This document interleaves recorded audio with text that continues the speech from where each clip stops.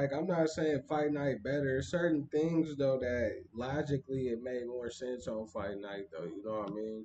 Where it's like, bruh, y'all and Undisputed had it already. It's like, why the fuck did y'all do this to the game? It's like I y'all think fucked they the changed game it up. because so many people was whining about it online. They was like, "Oh, this in the early Yeah, and they access." stupid ass never even played it. So it's like, why y'all listening to them and not the niggas who actually playing the game, bruh? Only thing they needed to change was the punch speed, bruh. That was the only thing that was just kind of fucked up. And they got rid of clinching. I thought that was dumb. Like, bruh, what are y'all doing? And that's why you could tell they're kind of inexperienced because they got rid of clinching because they didn't know how to fix the animations. That's why they got rid of clinch. The clinching was good on this game. Exactly. Some of the animations was terrible.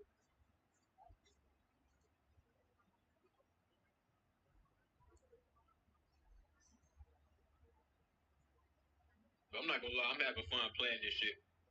Yeah, especially when I'm playing against somebody who actually trying to box, it be smooth. You feel me?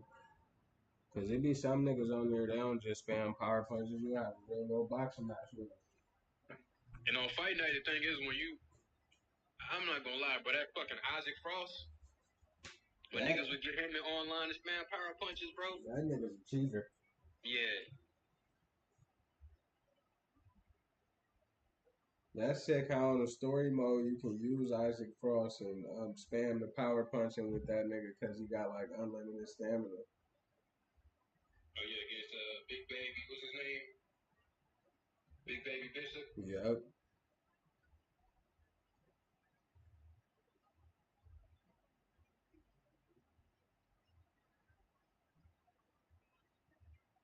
You know what's funny in the story mode when you go through some of the cutscenes and he has on Andre Bishop has on street clothes, he still got on his boxing boots. Yeah. That's being lazy from the developers. Not being, like they give people props when they extra detail with things. You know what I mean? They probably thought that nobody would notice. Uh-huh.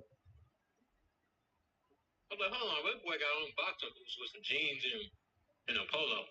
But EA known for half-ass and shit though, so that ain't really surprising.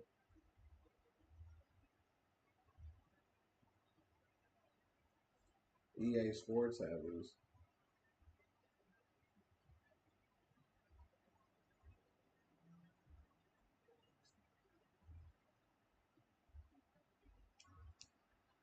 EA went cheap on the animators. That's why NBA Live was getting clowned. Yep. It's going cheap on the animators. They should have went all in. And the only reason why Madden survived is because they got the rights to the NFL shit. If it wasn't for that, they would have been got dusted off. 2K or one of these other developers would have made a way better football game by now. I'm trying to figure out how EA got it was because they offered the most money. I think because John Madden name was behind it, it was the most popular football game at the time. Even though people were saying 2K was better, Madden was still the more popular game. So they probably felt like they wanted to rock with Madden. You know what I mean? Yeah, 2K football is way better. Definitely, nigga. They have first person on there. Like how Madden ain't never tried to do no risky shit like that. They got it on Madden. It was just trash. My favorite Madden game is Madden 2006.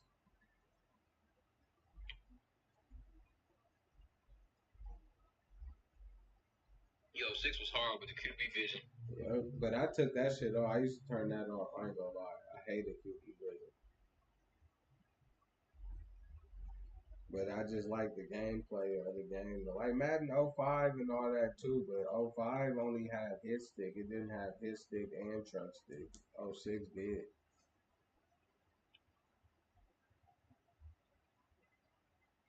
The hit stick's broken in Madden 05 too. Hell yeah. So you do a leg, so no bullshit here, but apparently Fraser Clark confirmed that his jaw is broken and had his wire shut now. Damn. I ain't surprised though. And apparently, allegedly, Ben Whitaker got into trouble at the airport while leaving. Pretty much dissolve whatever was going on with his ankle when he ran up to a fan and smashed their phone. Yeah. But again, since no video's been released or anything right now, it's still allegedly. But I mean, at this point, if no medical reports, no clean bill of health or anything like that has come out, then it's just like, yeah, nobody believes that you injured your ankle. Nah, yeah, I didn't believe it.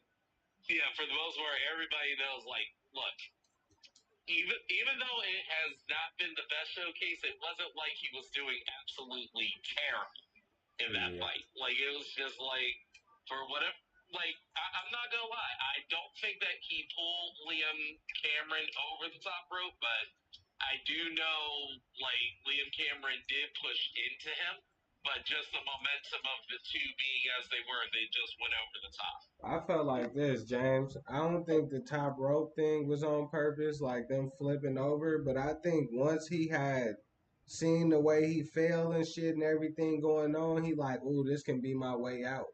And he probably thought the judges had him on the scorecards. You know what I'm saying? Well, I mean, at least one did. I think him finding a way out, to me, that felt like he might have thought, well, you know what? I feel you, because if he thought he was up on the scorecards, then he know if I end it right now, I win. But then it's like, at the same time, I feel like him not want to continue is him not want to continue to get his ass whooped knowing he lost. But I feel I agree with you, because my thing is, if you feeling like you losing, you gonna get back in there and get that. But Because I feel like this. I ain't saying he was getting his ass whooped because I didn't get to watch hella the fight, but what I was watching, it didn't look like he was able to do his Ben Whitaker shit without paying for it. Dude was landing shit on him. Even from the opening bell, he didn't do any of it. Yeah. So I mean, like, he actually like boxed as if like he was taking it seriously and it was a legitimate opponent. Now I'm not gonna lie, round 3 was a toss up. You could have given that one to either boxer, or you could have scored it a 10-10 round if you really wanted to. Round 6, since no action took place, that one had to be scored 10-10.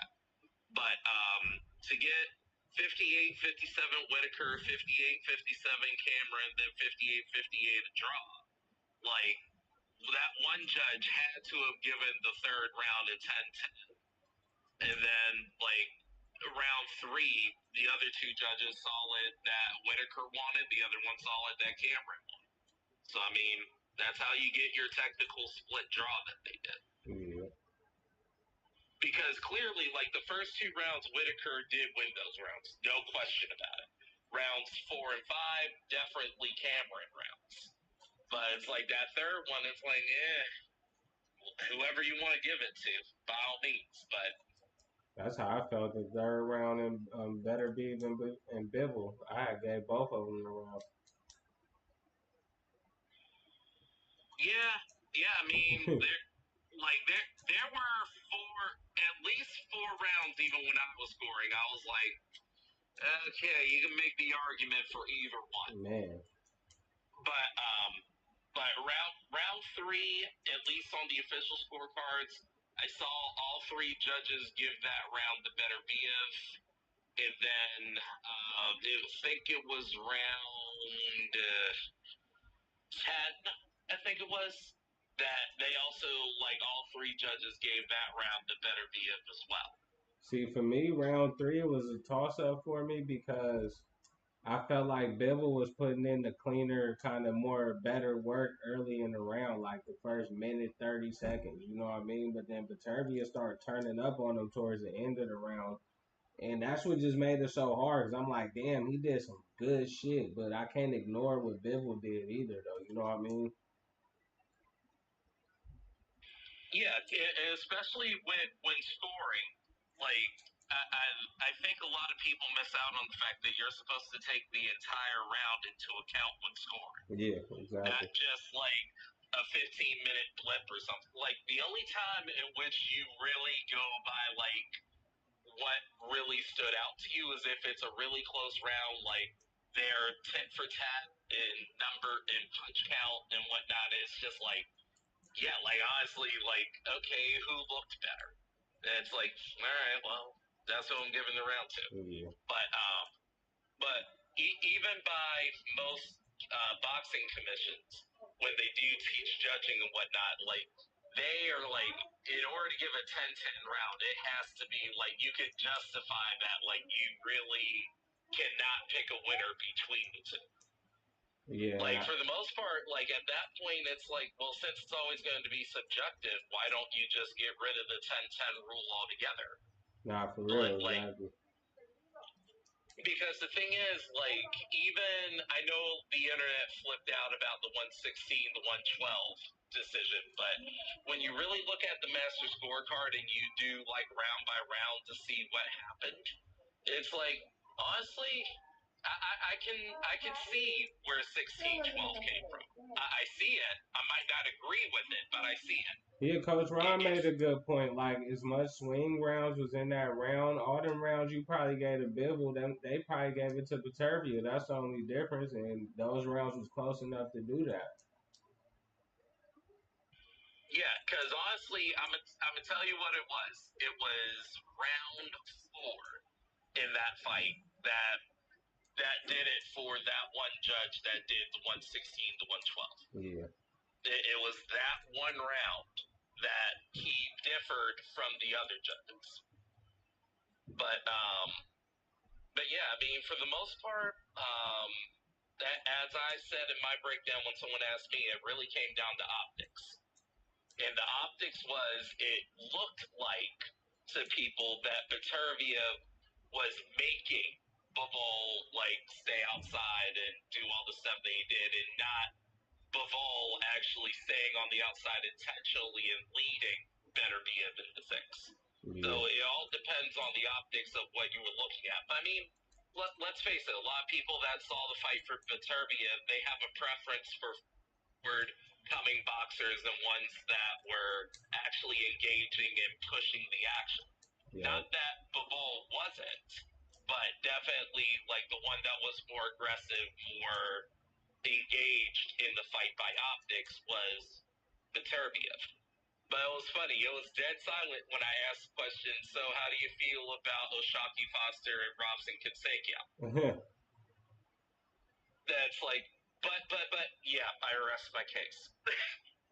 You should keep that same energy.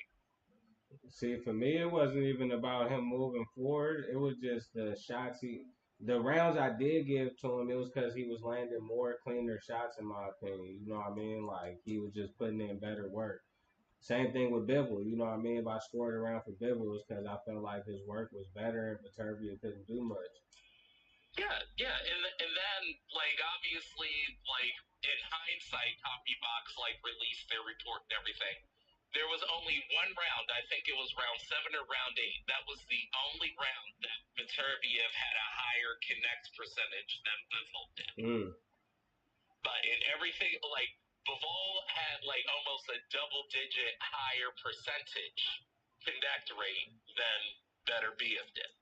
So like in everything, in body shots, in jabs, in power punches, like he was way more accurate. Honestly, looking at the stats and looking at the numbers, which is why the outrage is coming from a lot of people, Bivol did put on a masterclass in punch accuracy and getting past the defenses. Like Bivol pitched a hell of a fight. I don't think anybody's gonna question it. Like both champions did. Like they showed that they were world champions for a reason. Yep, they showed everything they promoted to be. Yeah, and that was why, like, intentionally, I made sure I didn't drink. I got a good night's sleep. I ate good before the card even started because I didn't want to start running on fumes. I'm like, I'm really hungry, and like, am I seeing things that aren't there and whatnot? Nah, for real. Then it was like, like the bout I saw 115 to 113 for Beterbiev. I mean, for Bivol. I saw the fight for Bivol, but it's like as soon as I heard the scorecards, I'm like, I'm not mad about it. Like I personally thought that Bivol won, but not mad about it. And that's how I would have felt if Bivol won, though, because my scorecards were so close. I knew the judges' scorecards had to be like kind of crazy. You know what I mean? I mean, because the thing is like a majority decision for for Better Be It is actually accurate because neither boxer beat the bricks off the other. Exactly. But I know a casual when I hear it, it's like, well, look at the damage that Better Be It did to Bivol's face and da da da da. Like, you've never seen glove burns before, have you? Yeah, nah. Most of what was on Bivol's face were glove burns. From his own glove. From his own gloves. Like Yeah. the thing is, like, yeah, the championships rounds 10, 11, 12, I gave 10 to Bivol. I definitely had to give 11 and 12 to Better Be It because Bivol at that point, he was smothering, he was clinching, he was evading. Like, his main purpose was to survive. Yeah. Like, don't risk it, don't get gutsy, don't go for the like, just look, survive. That's all you gotta do. Because even in the 10th round, it's like even Viterbia's corner said to him, "You need the knockout. Like it's too close. You need the knockout." I give Bivol credit too for staying disciplined for at least 80% of the fight and keeping his guard up. You know, and I'm saying like while he was shooting his punches as well, not only being defensive, but while he's being offensive. But the thing that I couldn't stand, because like now that the fight has concluded, now what photographers and whatnot are going to do, and videographers, it's what they always do in every fight. They always show the victor in like their best possible lights. Yeah. So it's like you'll see Viterbia pushing Bivol back or like hitting him hard with like maybe like a 3 or 4 punch combo or something like that. Like the only punches that you see from Bivol are jabs or straights that connected on Viterbia. But you don't see like the uppercuts or like the 7 or 8 punch combos that he was landing or stopping Viterbia in his tracks. You're not gonna see that now that Viterbia won. Like those have been locked away in some archive, never to see the light of day again. I'll make a highlight tape for Bivol.